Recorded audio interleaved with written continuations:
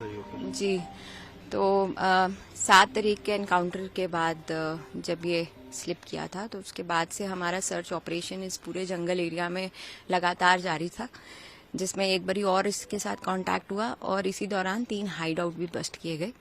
आज फिर एक स्पेसिफिक इनपुट आई हमारे पास 1 बजे के करीब, पडेतर गांव पड़ता है बिलावर में, वहां से कि ये एक घर में है और इसने कुछ सिविलियंस को हॉस्टेज भी बना रखा है। हमने अपनी पार्टी को इमीडिएटली वहाँ पे मूव किया और हमारे जो सीआरपीएफ और आर्मी थी वो भी हमारे साथ कॉर्डन के अंदर थी। फिर एक छोटी सी जेकेपी की जो हमारी पार्टी थी, उन्होंने एक बहुत ही बहादुरी का एग्जाम्पल सेट करते हुए उन्होंने पहले सिविलियंस को वहां से इवैक्यूएट किया और सीधा अंदर उस घर के अंदर पहुंच गए। उसका वेपन जो है पहले उसने वहां से सामने से फायर किया और उन्होंने उसका वेपन फिर छीनने के बाद उसको गोलियों से मार दिया।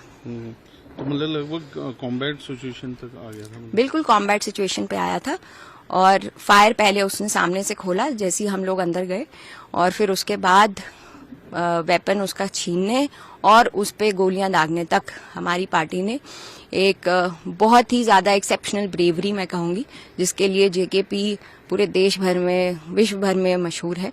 उसी का एक एग्जाम्पल सेट करते हुए मेरी पार्टी ने इस ऑपरेशन को अंजाम दिया। तो काफी लंबा 7 तारीख आप कह रहे हैं शुरू हुआ, मतलब उस टाइम भी एनकाउंटर हुआ था, तो कुछ दिन पहले भी बहुत बड़ा सर्च ऑपरेशन चला इतने दिनों। जी बिल्कुल, काफी बड़ा सर्च ऑपरेशन चला जिसमें हमारी सारी एसओजी की पार्टीज, हमारे सीआरपीएफ और आर्मी के जवान हमारे साथ उस सर्च ऑपरेशन, कॉम्बिंग ऑपरेशन में हम लोग कंधे से कंधा मिला के चल रहे थे और उसी का नतीजा है कि हमारे जितने भी सिविलियंस यहाँ पे वो हमारे साथ हमको खबर दे रहे थे और आज भी एक इतनी स्पेसिफिक खबर आई और ये ऑपरेशन सक्सेसफुल हो पाया। मैम अभी क्या डिटेल्स है, कौन है ये एक बहुत ही ड्रेडेड आतंकी जो कि 2024 से इस एरिया में एक्टिव रहा है। इसका कमांडर लेवल का ये टेररिस्ट है। He goes by the name Usman और इसने अभी तक 6 आतंकी वारदातों को अंजाम दिया है 2024 से, जिसमें सिविलियन की डेथ्स और हमारे फोर्सेस के जवान भी शहीद हुए हैं। कौन सी ऑर्गेनाइजेशन है? ये जैश ए मोहम्मद का आतंकी है। तो मतलब ये पाकिस्तान से इन्फिल्ट्रेट? बिल्कुल पाकिस्तानी फॉरेन टेररिस्ट है। ये जैश ए मोहम्मद आतंकी संगठन के साथ के ताल्लुक रखता है and he goes by the name Usman. Ma'am इतना दिन जिस तरह लगे तो कि कहाँ ये जंगल क्योंकि बहुत घना है, तो कितना एक मुशक्कत लगी, भाग ये लगभग ऑन द रन था। देखिए, तो जैसा कि आप पीछे देख ही सकते हैं कि यहाँ पे घना जंगल और बहुत सारे अंडर ग्रोथ यहाँ पे पेड़ों की बहुत ज्यादा है।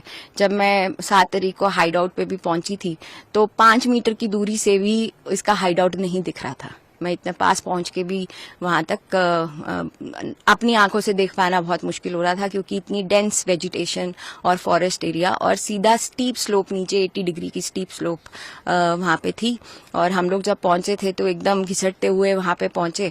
तो इसी तरीके का ये सारा टेरेन है। तो ये हमें काफी चैलेंजेस का सामना करना पड़ रहा था, बट हमें भरोसा था अपनी टीम पर कि ये आतंकी जरूर मारा जाएगा। हाइड आउट्स के बारे में आपने बताया, हाइड आउट से क्या क्या मिला और कितने हाइड आउट थे और क्या इसकी मोडस ऑपरेंडी थी? ऐसे हाइड आउट्स में छुप के रहता था जंगलों में? जी बिल्कुल, हाइड आउट्स ये बनाता था और उसी में छुप के रहता था। इसका मतलब मोडस ऑपरेंडी ये रहता था कि कोई ऐसा एरिया ढूंढे जिसमें आसपास कोई घर ना हो और डेंस वेजिटेशन और फॉरेस्ट एरिया हो और इसकी नजर नाले पे रहे। और हम लोगों के लिए नीचे से ऊपर चढ़ना या इसको आमना सामना करना नीचे से ऊपर चढ़ के, उसके अंदर ये अगर हम करने की कोशिश करें तो ये अपनी फिराक में रहता था कि अगर ऐसा कुछ हो तो ये हमें कैजुअल्टी दे, बट हमने ऐसा किया नहीं। पिछली बारी के ऑपरेशन में भी हम लोग रोल डाउन होके नीचे पहुंचे थे, बट वो अगेन बहुत ज्यादा घना जंगल, डेंस अंडरग्रोथ एंड नीचे बिल्कुल स्टीप स्लोप थी, जिसकी वजह से ये रात के अंधेरे में भाग खड़ा हुआ था। कितने हाइड आउट इसने जो आपने इसके जो बस्ट हुए? अभी तक 3 हाइड आउट हम इसके बस्ट कर चुके हैं, और अभी भी हम बाकी जंगल एरिया में और भी ढूंढेंगे कि कोई नेचुरल केव या हाइड आउट अगर हमें मिलता है तो वो हमारा अभियान जो है वो लगातार जारी रहेगा। किस तरह के हाइड आउट बनाता था, मतलब खोद के या कोई नेचुरल केव्स थी, क्या था? सो 1-2 हाइड आउट हमें ऐसी मिली हैं जिसके अंदर वो नेचुरल केव में थी, बट ये जो 7 तरीक वाली हाइड आउट थी उसके अंदर तो ये बना रहा था खुद से, तो पत्थर वत्थर रख के एक बंकर टाइप का बना रहा था और एक डेंस कैविटी टाइप की बना के उसके अंदर छुपा रहता था। कुछ क्या मिला हाइड आउट से? जो हाइड आउट से इसके उस दिन तो खाने का सामान, कुछ सिलेंडर वगैरह, बर्तन, ये सब मिले थे। अच्छा, मतलब कोशिश कर रहा था वहाँ, मतलब सिलेंडर लेके सरवाइव करने। 7 तरीक वाले हाइड आउट में ऐसा नहीं मिला था। जो बाकी हाइड आउट बस्ट हुए उसमें एक में किसी में सिलेंडर मिला था, बट वो इसी ग्रुप का था, इसका नया बनाया हुआ नहीं था। अच्छा, वो पुराना हाइड आउट था। तो मतलब इनका ग्रुप कोई और भी है, मतलब आतंकी और अभी भी? हमारे डिस्ट्रिक्ट के अंदर और आतंकी होने की कोई पुष्टिकरण नहीं हो पाया है, बट इसका तो हमारे पास एकदम स्पेसिफिक इनपुट था कि ये एक आ चुका है, तो अभी तक और आतंकी हैं या नहीं उस पर अभी कहना थोड़ा मुश्किल है। अभी क्या क्या रिकवरी में हुई है?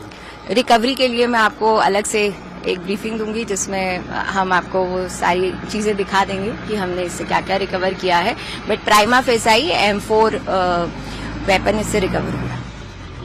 M4 अभी तक मिल चुका है? M4 वेपन मिल चुका है इससे, हाँ जी। और कोई मतलब ग्रेनेड्स या और कुछ? हाँ जी, वो भी है। मैं वो आपको जैसे ही हमारे पास, क्योंकि वो जहाँ पे ये ऑपरेशन हुआ है वहां से यहाँ तक पहुंचने का रास्ता 4 घंटे पैदल का है, जिसमें आज पूरे दिन बारिश और बर्फबारी होती रही है, तो उनको थोड़ा सा आने में, यहाँ तक पहुंचने में थोड़ी टाइम लग रहा है। तो जैसे ही वो आएंगे तो हम आपको उस पर ब्रीफ करेंगे। तो इतना मुश्किल, क्योंकि मौसम भी खराब था, उसके बावजूद भी कितनी दलेरी से इसको जो है न्यूट्रलाइज किया गया। जी बिल्कुल, आज JKP ने अपनी जाबाज, जिस तरीके से वो अपनी जाबाजी के लिए जाने जाते हैं, उसी की एक मिसाल कायम करी है। तो लगता है एक बहुत बड़ी कामयाबी, एक यहाँ से कठुआ से काफी ड्रेडेड टेररिस्ट का सफाया हुआ है। ये जी बिल्कुल, आज एक कमांडर लेवल के टेररिस्ट का, फॉरेन टेररिस्ट का सफाया किया गया है।